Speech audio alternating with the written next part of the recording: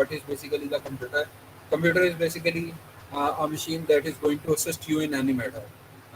When you are going to perform some calculation, when you are going to perform some task, the computer is basically that machine which is going to be helpful for the computation, for the calculation, for the doing of the process, for completing the task. कोई काम आप करते हैं, कोई भी चीज़ आप perform करना चाह कंपटीशन परफॉर्म करना चाह रहे हैं, इसके अलावा आप कैलकुलेशंस कोई करना चाह रहे हैं, तो कंप्यूटर आपको उसमें ऐसी मशीन है जो उसमें असिस्ट कर रही है। ठीक है जी। इसके अलावा अर्लीस्ट कंप्यूटर्स क्या हैं वो उनके बारे में कुछ डिस्कस किया जाएगा। कंप्यूटर की जो हिस्ट्री है इसके बारे में इतना नहीं बताया जाएगा, आप लोग पढ़ लीजिएगा, लेकिन ये इतनी इंपॉर्टेंट नहीं है। चौथा जो पॉइंट है ये इंपॉर्टेंट है इस लेक्चर में, और पहले वाला पॉइंट जो है यानी फर्स्ट, सेकंड और फोर्थ पॉइंट, ये आप लोगों ने इसमें कवर करना है।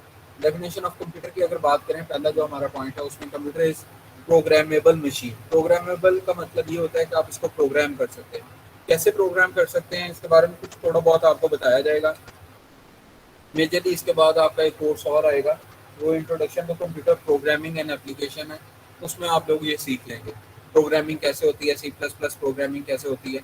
जो प्रोग्रामिंग हम थोड़ी बहुत टच करेंगे वो एक्सेल से रिलेटेड प्रोग्रामिंग है, वो आपके लिए हेल्पफुल भी रहेगी कि आपने अगर कोई प्रोग्राम डिज़ाइन करना है या आप कुछ ऐसा प्रोजेक्ट बनाना चाह रहे हैं जिसमें आप मल्टीपल चीज़ों को इनपुट्स के ज़रिए इंगेज करना चाह रहे हैं और कैलकुलेट करके आउटपुट शो करना चाह रहे हैं, तो वो आप एक्सेल के ऊपर परफॉर्म कर सकते हैं, तो उसके ऊपर हम प्रोग्रामिंग करते हैं। इसी तरह से बहुत सारे ऐसे सॉफ्टवेयर हैं जिनके ऊपर आपकी प्रोग्रामिंग हो सकती है।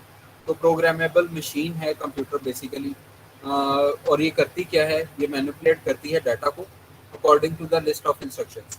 कंप्यूटर को ऑपरेट करने के लिए लिस्ट ऑफ इंस्ट्रक्शंस दी जाती हैं, वो स्पेसिफिक इंस्ट्रक्शंस होती हैं, वो इसके यूनिट्स में स्टोर्ड होती हैं। ये उसको एक्सेस करता है और एक्सेस करने के थ्रू आपके पास डाटा को प्रोसेस करता है। लाइक मैं अगर ये कहूँ कंप्यूटर को, तो मेरे पास एक कॉलम में लिखता हूँ, उसमें बहुत सारा डाटा है, मेरे पास 20 वैल्यूज है। मैं कंप्यूटर को कहता हूँ इनको सम अप कर दें, तो मैं सिंपल इक्वल टू सम और उन सारी वैल्यूज़ को चूज़ करूँगा, तो कंप्यूटर उसका आंसर दे देगा। तो सम करने के लिए उसके पास पहले से इंस्ट्रक्शन मौजूद हैं। जब भी मैं SUM लिखूँगा, कंप्यूटर क्या करेगा, तो सम को रिपीट करेगा और चीज़ों को सम अप करके मुझे दे देगा। तो ये लिस्ट ऑफ इंस्ट्रक्शन हैं जो कंप्यूटर को प्रोवाइडेड होती हैं प्रोग्रामिंग के थ्रू, और उसके मुताबिक कंप्यूटर अपना डाटा जो है उसको प्रोसेस करता है। Computer is any device which aids human in performing various kinds of computation और कैलकुलेशन। कंप्यूटेशनल केमिस्ट्री आप आगे जाके पढ़ेंगे, 5th सेमेस्टर से ऑनवर्ड मेरे ख्याल में आपके पास इंट्रोड्यूस होगी। कंप्यूटेशन में ये होता है कि आप डिफरेंट तरह की सिमुलेशंस करते हैं, कंप्यूटर के ऊपर ही आप रिजल्ट्स निकालते हैं। फिजिकल केमिस्ट्री की जिस तरह, मतलब फिजिकली केमिस्ट्री को केमिस्ट्री की डिफरेंट आप फार्मूलाज नहीं बना रहे होंगे, रिएक्टेंट्स को मिक्स नहीं कर रहे होंगे, बल्कि आप क्या करते हैं कि एक ऐसा सॉफ्टवेयर डेवलप करते हैं कि उसकी मल्टीपल कैलकुलेशन आप कंप्यूटर के थ्रू ही ले रहे होते हैं। डिफरेंट सॉफ्टवेयर आपके अवेलेबल होंगे, जैसे इंजीनियरिंग में बहुत सारे सॉफ्टवेयर हैं, ऐसे ही आपके पास केमिस्ट्री में बहुत सारे सॉफ्टवेयर हैं। तो सॉफ्टवेयर के थ्रू अगर आप कोई चीज़ कंप्यूट कर रहे हैं, बार बार उनकी कैलकुलेशंस कर रहे हैं, तो कंप्यूटेशन कहलाती है। 3 principal characteristics of computer: it responds to a specific set of instructions in a well defined manner। जब भी आप SUM लिखेंगे तो वही इंस्ट्रक्शंस को फॉलो करते हुए कंप्यूटर सम करेगा। It can execute a pre recorded list of instructions, आपको वो इंस्ट्रक्शन उसको पहले से प्रोवाइड करनी पड़ेगी। It can quickly store and retrieve large amount of data. ठीक है जी, बहुत बड़ा डाटा को आप स्टोर कर सकते हैं, जैसे 1 TB, 2 TB, 3 TB। TB का मतलब टेराबाइट्स होता है, और 1000 GB मतलब आपके पास 1 TB के इक्वल होती है। और आपके जो फ़ोन है 128 GB तक, तो अगर आपने देखा हो तो फ़ोन एग्जिस्ट कर रहे होते हैं जिनकी रोम इतनी होती है, यानी उनकी स्टोरेज कैपेसिटी इतनी होती है। जैसे सैमसंग के पहले वाले फ़ोन थे, वो 1 GB रैम आती थी और 8 GB रोम होती थी उसकी मैक्सिमम। फिर आहिस्ता आहिस्ता 2 GB रैम और 16 GB होना शुरू हुआ, फिर 32, फिर 64, फिर 128 भी, अब इससे भी ज़्यादा इवन जो है वो स्टोरेज आपके पास इवन स्मार्टफोन्स में अवेलेबल है, चाहे वो iOS हो चाहे वो एंड्रॉयड हो। तो आपके पास इस तरह की फिजिबिलिटीज़ हैं, इस तरह की अवेलेबिलिटी है। तो बेसिकली आपका क्या करता है कंप्यूटर, उसी में डाटा स्टोर करता है और रिट्रीव करता है। रिट्रीव का मतलब होता है दोबारा उसी से आप जो स्टोर डाटा उसी को रिकॉल करें। अर्लीस्ट कंप्यूटर की अगर बात करें तो कंप्यूटर शुरू में 20th सेंचुरी में इसको ज़्यादा जो है वो बूस्ट मिला है कंप्यूटर की टेक्नोलॉजी को। लेकिन शुरू कैसे हुआ उसके लिए आप ये देखें कि इस तरह की स्टिक्स, टेली स्टिक्स यूज़ होती थी, टैली मार्किंग आपने यूज़ की होगी शुरू की इनिशियल क्लासेस में। उसमें क्या होता था कि आप डिफरेंट तरह की वैल्यूज़ को टैली मार्क करते थे और टैली मार्क करके आप क्लासेस में डिस्ट्रीब्यूट करके, जैसे स्टैट में आप लोग पढ़ेंगे भी, प्रोबेबिलिटी एंड स्टैट में, तो टैली मार्किंग बेसिकली काउंटिंग के लिए यूज़ होती थी। वहाँ से कॉन्सेप्ट जनरेट होना शुरू हुआ कि जी ऐसी कोई मशीन होनी चाहिए जो काउंटिंग को अकोमोडेट कर सकती हो। तो बैकस आपके पास इन्वेंट हुआ। अब बैकस के बाद आपके पास बैकस इस तरह का बीट्स वाला सिस्टम होता है जिसमें हम कैटेगराइज भी कर सकते हैं इवेंट डाटा को, ठीक है। उसके बाद नेपियर बोन्स वगैरह आए। नेपियर बोन के बाद स्लाइड रूल वगैरह, ये कुछ चीज़ें हैं जो आप लोग गो थ्रू कर लीजिएगा, ये कोई इतनी इंपॉर्टेंट नहीं है। इम्पोर्टेंट जो चीज़ है उस पर हम चलते हैं, वो है हमारी जनरेशन। 5 जनरेशन हैं कंप्यूटर की। जो फर्स्ट जनरेशन है उसमें क्या क्या होता है, सेकंड जनरेशन में क्या होता है, थर्ड जनरेशन में क्या होता है, वो इसमें हम डिस्कस करेंगे।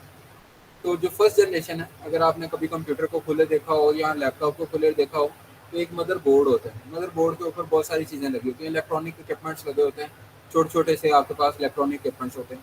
ये बड़ा मॉडिफाइड कंप्यूटर है, ठीक है जी। ये फोर्थ जनरेशन है कंस्ट्रक्शन वाइज कंप्यूटर की, जो हमारे पास अब अवेलेबल है। तो इसमें आपके पास इतना स्मार्ट होते थे उसका मदरबोर्ड, आपके फ़ोन के साइज से भी छोटा मदरबोर्ड हो गया। कैसे हुआ है? और शुरू में क्या होता था, शुरू में साइज कंप्यूटर का एक कमरे के बराबर होता था। तो उस वक्त चीज़ क्या यूज़ होती थी डाटा को प्रोसेस करने के लिए? डाटा स्टोर जो होता था वो मैग्नेटिक सिग्नल की फॉर्म में यूज़ हो रहा होता था, अब इलेक्ट्रिक सिग्नल्स की फॉर्म में यूज़ हो रहा होता था। और बाइनरी कोडिंग आपने पढ़ी होगी, 0 और 1 की कोडिंग जो होती है, उस तरह की कोडिंग होती है। या सिग्नल आ रहा है तो 1 कंप्यूटर को इंस्ट्रक्शन जाएगी, अगर सिग्नल नहीं आ रहा तो कंप्यूटर को 0 इंस्ट्रक्शन जाएगी। तो वो सिंपल बाइनरी कोडिंग होती है, चाहे वो आप उसको स्टोर करवा लें इलेक्ट्रिक इक्विपमेंट्स के ऊपर या मैग्नेटिक इक्विपमेंट्स के ऊपर। तो जो सबसे पहली जनरेशन थी उसमें क्या होता था कि उसमें वैक्यूम ट्यूब्स यूज़ होती थी सर्किट को कंप्लीट करने के लिए। कंप्यूटर यानी आप ये कह लेंगे कंप्यूटर की कंस्ट्रक्शन के लिए जो मेजर कंपोनेंट यूज़ होता था वो आपके पास वैक्यूम ट्यूब्स होते थे। वैक्यूम ट्यूब में होता क्या था कि आपके पास अंदर एक मैग्नेटिक ड्रम होता था, ये जहाँ पे मेरा कर्सर है, ये आपका मैग्नेटिक ड्रम होता था, और इसके बाहर आपने इनकैप्सुलेट किया होता था एक ग्लास ट्यूब के साथ। और वो जो ग्लास की ट्यूब होती थी उसके अंदर आप वैक्यूम जनरेट करते थे। इस वाली एयर को आप सेट कर लेते थे, अंदर वैक्यूम जनरेट होता था और मैग्नेटिक फील्ड के थ्रू आप सिग्नल्स को पास ऑन करते थे। ये सबसे पहली जनरेशन। अब जब ऐसी चीज़ हम लगाएंगे तो होगा क्या, हीट जनरेट होगी बहुत ज़्यादा और प्रोसेसिंग भी बहुत कम होगी। जो चीज़ आपने एक दफ़ा इस पर स्टोर कर दी वो इसके ऊपर स्टोर रहेगी, आप उसको प्रोग्राम नहीं कर सकते, बार बार इरेज और दोबारा उसके ऊपर स्टोर नहीं कर सकते। तो ये एसोसिएटेड थी किस चीज़ के साथ, ये जो फर्स्ट जनरेशन की टेक्नोलॉजी थी उसके साथ, और वो टेक्नोलॉजी आपके पास वैक्यूम ट्यूब के ऊपर कंसिस्ट कर रही थी। इसके बाद आहिस्ता आहिस्ता एडवांसमेंट आती गई।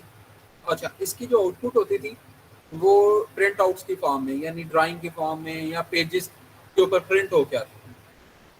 स्क्रीन के ऊपर आपको नज़र नहीं आता था, बल्कि आपने जो भी काम किया होता था उसका प्रिंट निकल के आता था। तो आपको पता चलता था कि अच्छा कंप्यूटर ने सही काम किया है, डिज़ायर्ड रिजल्ट्स अचीव हुए हैं या नहीं हुए। तो ये फर्स्ट जनरेशन थी। फिर आहिस्ता आहिस्ता एडवांसमेंट होती गई और डायोड अगर आपने पढ़ा हो फिजिक्स में आपने पढ़ा होगा, इसमें ज़्यादा नहीं पढ़ेंगे फिजिक्स से रिलेटेड, लेकिन ये है कि उसमें आपके पास पीएन और एनपी जंक्शन होते थे। डोपिंग करते थे आप एलिमेंट्स के अंदर, और उससे होता क्या था कि पीएन और एनपी जंक्शन बनते थे।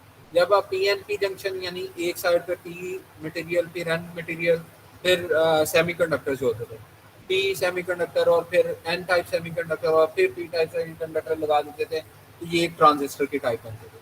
पीएनपी जंक्शन हो या एनपीएन जंक्शन हो, तो ये ट्रांजिस्टर एक बनता था। ट्रांजिस्टर के पास एक कलेक्टर होता था, एक एमिटर होता था, एक बेस होती थी, ये जनरल समझने के लिए। तो जैसे ही ट्रांजिस्टर आपके इन्वेंट हुए तो ट्रांजिस्टर्स में मेन क्या पर्पज अदा किया, इसके अंदर प्ले किया कंप्यूटर की कंस्ट्रक्शन के अंदर। आपकी जो वैक्यूम ट्यूब्स हैं वो आपकी रिप्लेस हो किसके साथ, ट्रांजिस्टर के साथ। और जितना 40 वैक्यूम ट्यूब्स काम करती थी वो आपके एक ट्रांजिस्टर के थ्रू आप करना शुरू हो गए। एक तो स्पेस मैनेज हुई, आपकी वैक्यूम ट्यूब का साइज जो था वो बहुत बड़ा था एज कम्पेयर टू ट्रांजिस्टर। तो आपके ट्रांजिस्टर का साइज बहुत छोटा था, स्मॉल साइज में आपके पास ज़्यादा अवेलेबिलिटी होगी प्रोसेसिंग की। इसके अलावा आपके पास साइज कम होने से एक तो एनर्जी कंजम्पशन कम हुई और दूसरा यह है कि हीट की प्रोडक्शन कम हुई। ये आपके पास फीचर्स आए सेकंड जनरेशन जब आपने इंट्रोड्यूस करवाई, और इसमें एक मेजर कंपोनेंट क्या यूज़ हुआ, वो ट्रांजिस्टर यूज़ हुआ। इसमें भी प्रोग्राम कुछ प्रोग्राम कर सकते थे इस कंप्यूटर को, बहुत ज़्यादा प्रोग्रामिंग इसके अंदर नहीं इनकॉर्पोरेट कर सकते थे, और स्टिल इसकी जो आपके पास इनपुट होती थी वो आप डिफरेंट तरह से दे सकते थे प्रोग्राम्स की फॉर्म में। इसके लिए पंच कार्ड यूज़ होते थे। पंच कार्ड के लिए कुछ एग्जांपल मैं आपके साथ ग्रुप में, व्हाट्सएप के ग्रुप में शेयर कर दूंगा, तो आपको समझ लग जाएगी किस तरह से रिट्रीव होता था। वो थोड़ी मॉडिफाइड फॉर्म है, और कंप्यूटर भी पहले इसी तरह से इसको रिट्रीव करता होता था। तो म्यूजिकल इंस्ट्रूमेंट अगर आपने देखा हो तो एक साइड से कार्ड एंटर होता है, उसके ऊपर मैग्नेटिक कोटिंग हुई होती है, तो आपके अंदर एक ड्रम रोल कर रहा होता है। ड्रम जहाँ जहाँ से वो लिंक करता है उसके मुताबिक वो साउंड प्रोड्यूस करता है। तो वो पंच कार्ड का फिनोमिना। तो पंच कार्ड के थ्रू आप इनपुट दे रहे होते थे, या आप क्या कर रहे होते थे, डिफरेंट तरह की प्रोग्रामिंग के थ्रू इनपुट दे रहे होते थे। There were also the first computer that stored their instruction in their memory. तो ये पहले कंप्यूटर थे जहाँ पे मेमोरी में इंस्ट्रक्शंस को स्टोर किया गया। उसके बाद थर्ड जनरेशन है। थर्ड जनरेशन में आपने क्या किया कि इंटीग्रेटेड सर्किट आईसीज को डेवलप करना शुरू किया। इंटीग्रेटेड सर्किट जब आपके बने तो बहुत सारे इलेक्ट्रिक इक्विपमेंट्स को जब आप एक बोर्ड के ऊपर कंबाइन करके लगा देते थे, वो आपका इंटीग्रेटेड सर्किट बनता था। तो होता क्या था कि जब पहले आपके पास इस तरह के इक्विपमेंट होते थे, ये डिस्टेंट होते थे, एक दूसरे से दूर होते थे, तो इनकी प्रोसेसिंग को ज़्यादा टाइम लगता था। डाटा की ट्रैवलिंग के लिए आपके पास टाइम ज़्यादा होता था। जैसे ही आपने इनको एक बोर्ड के ऊपर, एक इलेक्ट्रिक बोर्ड के ऊपर या एक मदर बोर्ड के ऊपर असेंबल करना शुरू किया, तो क्या हुआ, डाटा की प्रोसेसिंग तेज होगी, हीट की जनरेशन कम हुई, और ये फिनोमिना क्या कहलाया, ये इंटीग्रेटेड सर्किट कहलाया। ये टोटल एक रेवोल्यूशन थी जो थर्ड जनरेशन की कंस्ट्रक्शन में आई, और इसने आपके पास एक तो साइज कम किया कंप्यूटर का, और दूसरा आपके पास क्या हुआ, एनर्जी की कंजप्शन कम हुई, हीट की जनरेशन कम हुई। हीट की जनरेशन क्यों इतनी बार बार डिस्कस हो रही है, उसकी रीज़न ये है कि अगर हीट की जनरेशन को आप एक्सपेल नहीं करते, जैसे आपका पंखा लगा होता है कंप्यूटर के पीछे, तो क्या काम कर रहा होता है, वो हीट सिंक के तौर पे काम कर रहा होता है। वो जो अंदर हीट प्रोड्यूस हो रही होती है, डिफरेंट आपके पास जो पार्ट्स अंदर इलेक्ट्रिक पार्ट्स होते हैं, वो जो लगे होते हैं, उनकी जो हीट की प्रोड्यूस हो रही होती है उसको बाहर निकाल रहा होता है, आपके उस कैबिनेट में से या उस कंपार्टमेंट में से वो उसको बाहर निकाल रहा होता है। तो हीट की जनरेशन आपके पास कम होनी शुरू होगी, प्रोसेसिंग तेज होगी, और आपके पास साइज जो है वो कम होना शुरू हो गया with the introduction of ICs, that those are basically integrated circuits. ठीक है जी। तो इंटीग्रेटेड सर्किट्स में सेम इस तरह प्रोग्रामिंग, आपकी प्रोग्रामेबिलिटी जो कंप्यूटर की है वो बढ़ती चली गई, और स्टोरेज कैपेसिटी भी आपके पास इंक्रीज होना शुरू हुई। ये थर्ड जनरेशन। फोर्थ जनरेशन में टोटली रेवोलेट होगी चीज़ें जब आपके माइक्रो प्रोसेसर आए। यही जो आईसी इंजन है, इनका साइज, अगर मदरबोर्ड पिछले आप पेंटियम 2-3 कंप्यूटर देखें तो उनके मदरबोर्ड अच्छे खासे बड़े होते हैं। लेकिन अगर आप स्मार्टफोन देखें तो स्मार्टफोन में आपके पास क्या होता है, माइक्रो प्रोसेसर्स लगे होते हैं। प्रोसेसर आप माइक्रो लेवल पे चले गए, बिल्कुल छोटे लेवल पे आप जाना शुरू हो गए, तो आपके पास माइक्रो प्रोसेसिंग का टाइप आनी शुरू हो गई, इंट्रोड्यूस होना शुरू हो गया। रिजल्टेंटली क्या हुआ कि प्रोसेसिंग तो फास्ट हुई आपकी, साथ साथ आपका साइज और मिनिएचर होना शुरू हो गया, साइज आपका कम होना शुरू हो गया। सिंगल सिलिकॉन चिप में आप इवन इंट्रोड्यूस होना शुरू हो गए। इंटेल इसका सबसे बड़ा मैन्युफैक्चरर कंसिडर किया जाता है, या फिर एप्पल जो है वो आईओएस के जितने सिस्टम हैं उनमें एप्पल इसको कंसिडर किया, मतलब मैन्युफैक्चरर कंसिडर किया जाता है। तो इंटेल बेसिकली आपके पास पेंटियम की टेक्नोलॉजी आई, फिर कोर की टेक्नोलॉजी आई, कोर के बाद आपके पास कोर i3 i5 i7 और इस तरह से चलते हुए फिर जनरेशन चेंज होना शुरू हो गई। First generation, second generation, core की जनरेशन, ठीक है, मैन्युफैक्चरिंग की जनरेशन जो हम पढ़ रहे हैं। एक इस प्रोसेसर की, यानी ये जो कोर है, इसकी जनरेशन होती है। तो अभी 10th जनरेशन है या इससे लेटेस्ट आ रही है, तो ये 4th जनरेशन में आपके पास माइक्रो प्रोसेसर्स इंट्रोड्यूस हुए, रिजल्टेंटली स्पीड तेज हुई, आपके पास स्पेस कैपेसिटी मैनेज हुई, और हीट जो है मेजर इशू था वो आपकी डिक्रीज हुई। माइक्रो प्रोसेसर्स आपके 5th generation, 4th generation. 5th generation जो है वो आर्टिफिशियल इंटेलिजेंस पर बेस करती है। आर्टिफिशियल इंटेलिजेंस की अगर हम बात करें तो आपने देखा होगा बाज़-औक़ात आप अगर किसी मॉल में जाएं तो आप एक सर्टेन डिस्टेंस पर पहुंच जाएं तो दरवाज़ा खुल जाता है। होता क्या है कि वो एआई बेस्ड सिग्नल्स होते हैं, आर्टिफिशियल इंटेलिजेंस होती है, एक आपके पास मीटर टाइप लगा होता है। जैसे ही आप उस लाइन को क्रॉस करते हैं, रेजर या बीम की एक लाइन होती है, उसको क्रॉस करते हैं तो आपका कनेक्शन टूटता है। तो कंप्यूटर को इस तरह से प्रोग्राम किया जाता है कि उसी वक्त वो आपके नीचे जो रेल लगी होती है, जो दरवाजे को खोलने के लिए यूज़ हो रही होती है, उनको सिग्नल देता है, वो ऑपरेट करना शुरू हो जाती हैं और आप अंदर इंटर हो जाते हैं। सेम इस तरह से बायोमेट्रिक अटेंडेंस है, आपके थंब इम्प्रेशन के अगेंस्ट क्या किया जाता है, थंब इम्प्रेशन के अगेंस्ट आपकी आइडेंटिफिकेशन की जाती है, डाटा इनपुट दिया जाता है।